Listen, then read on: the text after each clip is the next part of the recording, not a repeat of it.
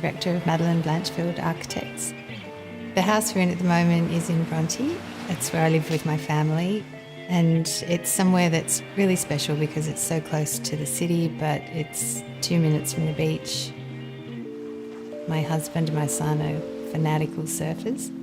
And I think the lifestyle is really appealing because it's so connected to nature. Bronte's very special to me because it feels more like a little beachside forest enclave.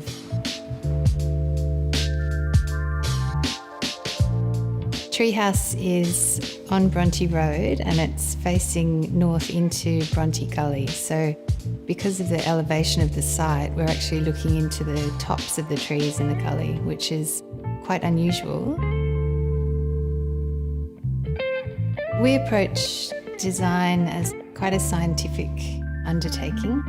We're very interested in light and the quality of space, and that comes first. It's the sun and shading and sustainable principles that are built into buildings are very important to us. So we look at all of that before we get carried away with forms or sculptural elements.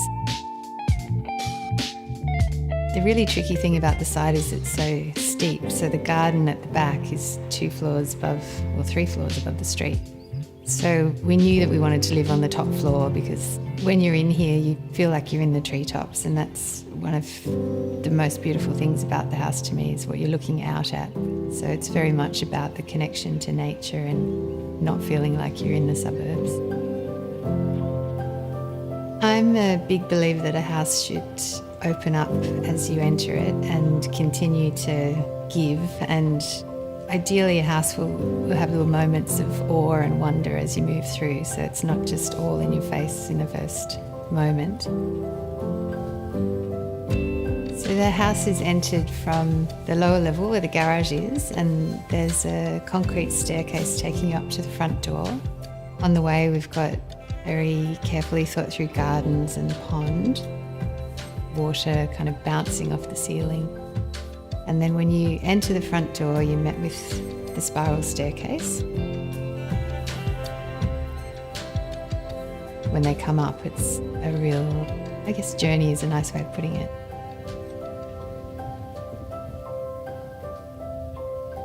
The house is quite crisp and refined, and we wanted the garden to be just really the opposite, be very natural and untrimmed. Succulents are fantastic, and we wanted things that would flow over the concrete and complement the grey tones. The little boy's room has a pond out the front and faces north, so there's sun bouncing around on the water the whole time, and he's a real water boy. And the little girl has a kind of courtyard forest with a crazy tree in it, and that just really suits her personality. So to me, engaging with the space outside of their room was much more meaningful than kind of painting it a colour. The bedrooms all actually open off the stair void, but there's no view into the beds. It's sort of carefully thought through so that you just see curved walls, and the experience on the way means that the bedroom is more private and cocooned.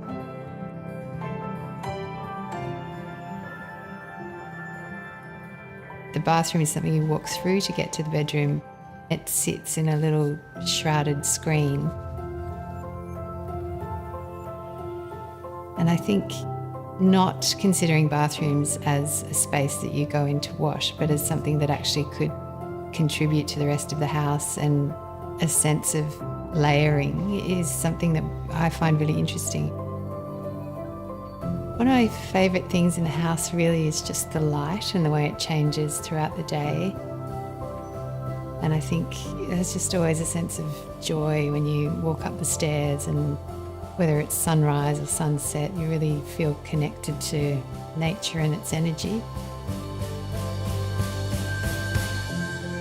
When it came to interiors, the materials in the house are very pared back, and there aren't many, so it's mostly concrete and pale timber. We really wanted to maintain a sense of lightness and calm throughout the house, so minimising the number of materials is a nice way to do that. And I also think when you have few materials, you focus more on how they're detailed, so you tend to look again and again and see a little bit more each time. We've got terracotta in the bathroom floor, and I actually love that bathroom